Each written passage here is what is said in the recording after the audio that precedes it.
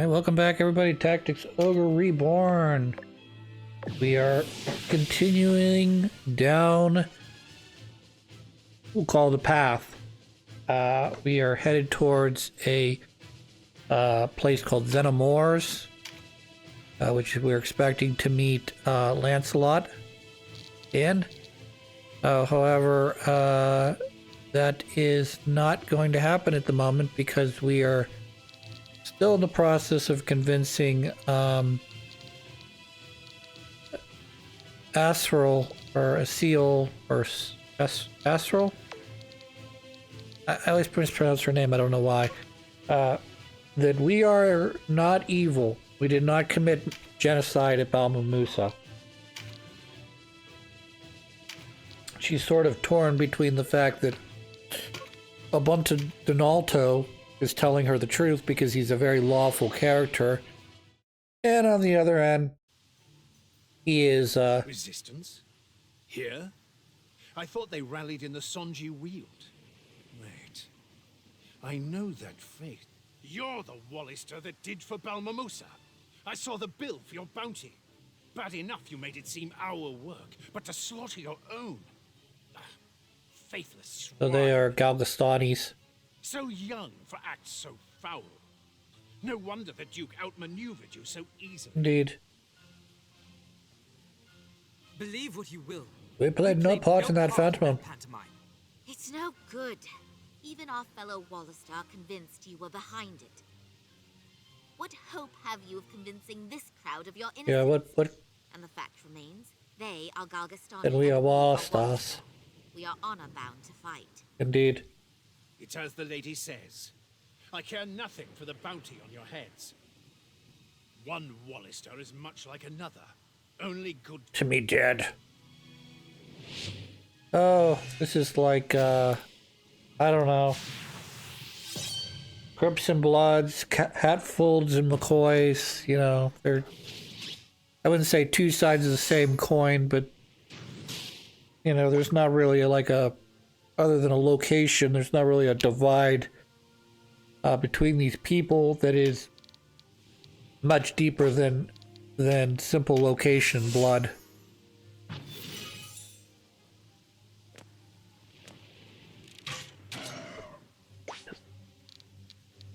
As I put up my shrugging shoulders going, whatever. That is, I shouldn't criticize, but that very much feels like Europe in a whole. You know, primarily made up of a bunch of people that are of the same general, I wouldn't say nationality, but they're made up of the same general race people, yet we find a way to divide themselves. East and West Europeans, you know. I don't know. We like to divide ourselves in America by race and to a lesser degree ethnicity and religion. So, like, for instance, I'll give you a great example. Not that I'm trying to divide this country any more than it already is, but you have people that believe that, you know, hey, everyone should be Christian. What type of Christian? My type of Christian. Not your type of Christian, my type of Christian. So if you're an atheist, or, you know, you're below the other wrong Christians, but you're above, or no. What is here?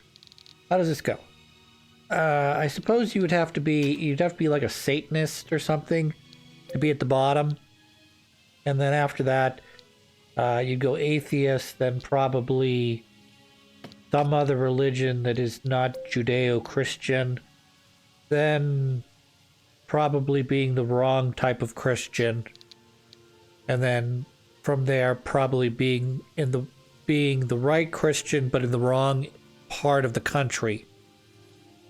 You know, just keep dividing yourself downward until there's nothing left of you except for yourself. I I don't know. I've always sort of been, as I've mentioned before, and people have probably heard me talk enough to know, I'm a little bit of a, what do you want to call it, a dreamer, a optimist, a person who believes that, you know, humans are born naturally good, and that we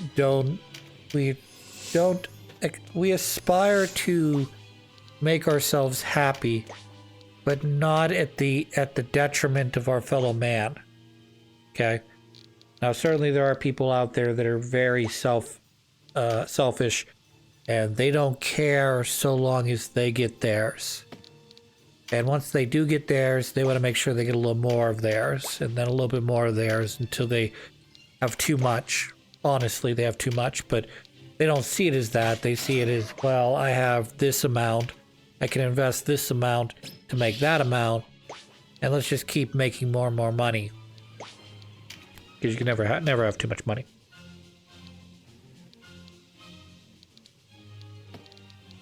But I've always sort of believed in some, I wouldn't say all of the founding fathers' beliefs, because certainly we've continued to evolve and change as to what is and is not acceptable in modern day society, whether that be, you know, the rights of, you know, who gets to vote, you know, land-holding white men. Then, okay, well, all men, but they got to be over 21. Then, okay, all men of all that are of any color can vote as long as they're U.S. citizen. Okay, women can vote now. Okay, as long as you're 18, you can vote. Now we're sort of, I wouldn't say regressing in a way, but we are sort of regressing a little bit towards poll taxes and Jim Crow laws to try to limit who gets to vote. I understand the concept of, okay, everybody should be able to vote. Okay, and you should not be able to cheat by going in and voting multiple times. I get that. But the way you want to go about doing that just seems overly overdone. I'll give you an example, okay?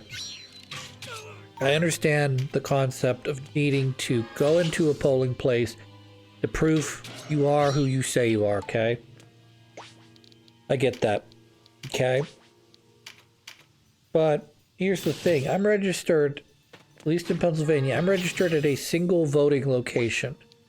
So I can't go, you know, I can't go a county over or a state over or hell, even a precinct over and expect to vote at that precinct, you know? I can only vote where my precinct is, okay? So, you know, I'll give just a quick example. I think I've mentioned before, my precinct, my place of voting is within walking distance of my house, which is like really nice because, you know, most times you're, you know, at least in suburban America, you're not anywhere near where you could walk to anything, whether it be a convenience store, grocery store. It's a pretty decent walk, and it's probably requiring you to hop on a highway somewhere, like even a U.S. highway, not like an interstate, and walk along this route that's not meant for pedestrians. Okay, but just to get to the point of my story, so mine is actually within walking distance. I leave my neighborhood, I cross the street, and it's up on a church near my house. So I could take a 5-10 minute walk up the street to my polling place, because like I said, there's a church near my neighborhood where my voting area is, okay? If I wanted to go down the street, I mean, I wouldn't walk there, obviously, but if I wanted to go down the street to the next closest polling place, which would be about a little less than a mile away from my house, you know, be out the neighborhood, turn left, turn right, whatever, go down to one of the township buildings, okay? And I went in there and I said, "Hey, I'm Chris. I'd like to vote." they would look over their voting records. They would not find me at that precinct, and they would tell me that I could not vote. So in order for me to not only vote, I have to go to the correct precinct. I have to give them my name. They have to find me on the voter records for that precinct. And then I go and I vote, okay? Now, say I'm a not great person. I'm an evil person, okay? I want to vote a second time, okay? Happen to notice that, I don't know, there's a Baldric on the voting record, okay? And I want to vote for Baldric because I know he's not going to vote. Well, there's a good chance that the lady that was behind the counter that already saw me vote once would recognize me, you know, and then with a little bit of suspicion, she might ask, or he might ask for an ID. And if I said, oh, I don't want to provide ID, you know, then what would probably happen is I'd have to vote via absentee ballot, in which I'd have to basically fill out my information, which I would not have as Baldric, including home address, to fill out an absentee ballot, by which my vote would not be initially counted unless the vote was super close, okay? If you know, there's 1,000 or 10,000 or 100,000 absentee ballots, and the candidate wins by over 100,000 votes, you don't really need to count the absentee ballots. But if we're going to get slightly off topic, mathematically speaking, not all the absentee ballots are going to go to the same candidate. So even if you had 10,000 absentee ballots, there's a good percent chance that, you know, at least a certain percentage of those votes would be for the opposition. You know, it wouldn't all be for the same candidate. So, of course, you know what that means, right? If I vote for candidate A and you vote for candidate B, and there's only, let's just say, 2 candidates for the sake of this argument, our votes essentially nullify each other. We both cast 1 vote, so they're tied at 1 vote apiece, okay? You have to think about that as well. Say 20% of, I don't know, Republicans vote absentee. Probably higher than that. So immediately you take 20% of the absentee ballots that voted Republican, and you remove and they offset 20% of their counterpart, let's say Democrats, votes, okay? Now, I don't really know what the percentage is. I'm sort of being sheepish when I say that no Republicans or very few Republicans vote absentee-wise, or that only Democrats vote absentee. But I'm for the sake of this argument.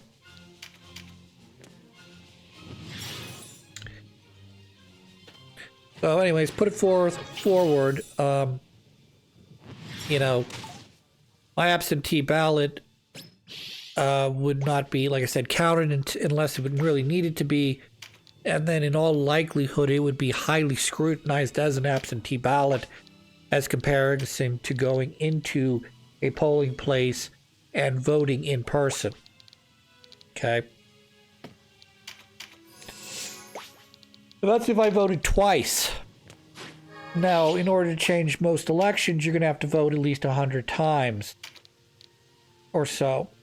So I would have to go to multiple polling places, probably throughout the state, county, what have you, posing as a person on the voter record.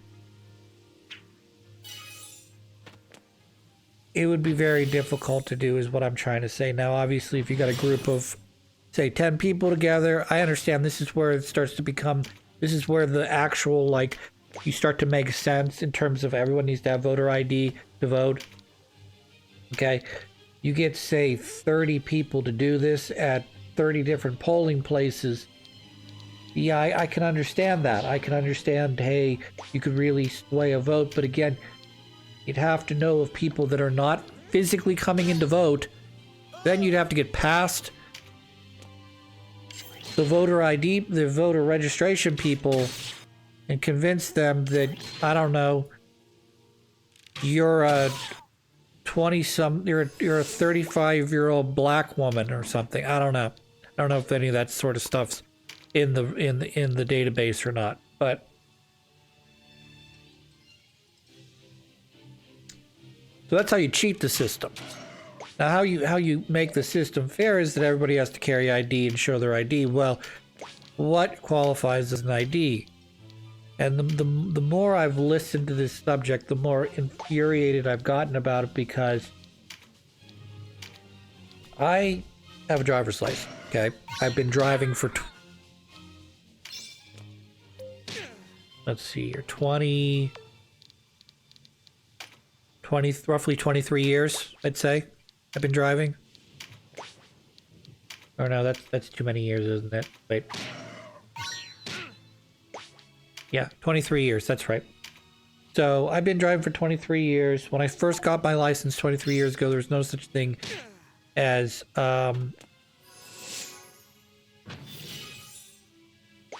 what is that ID called? Real ID didn't exist, okay?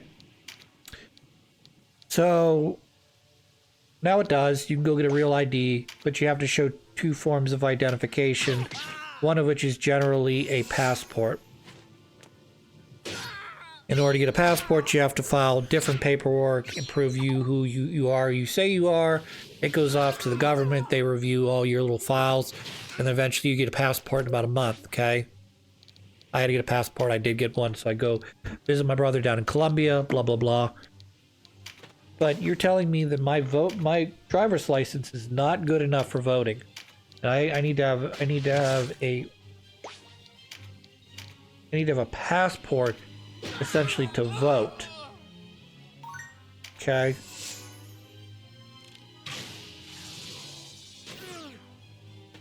And this is where I start drawing the line, because at a certain point you start questioning, well, okay, the passport is probably one of the most secure things you can get as an ID in the United States, but it's also something that has to be renewed every so often, so many years, okay? Whereas my driver's license, as long as I stay on the, as long as I pay taxes, I stay in the area, I don't have my license suspended, it just auto-renews, after you pay the fee, it auto-renews every few years. So I just got my new license about 6 or so months ago, maybe a little bit longer now, and then my ID will be replaced again in about 4 or 5 years. Okay, but my passport's going to expire you have to renew your passport every 3 years. So that's less than a presidential election cycle, Or I might be wrong about the passport ID, but you get what I'm saying. If you don't use it, it expires, and even if you do use it, it still expires. You have to get it renewed. You're trying to limit how I vote as a person who's basically doing everything right, let alone people that don't have access to a driver's license or any other documentation because whatever. So, yeah.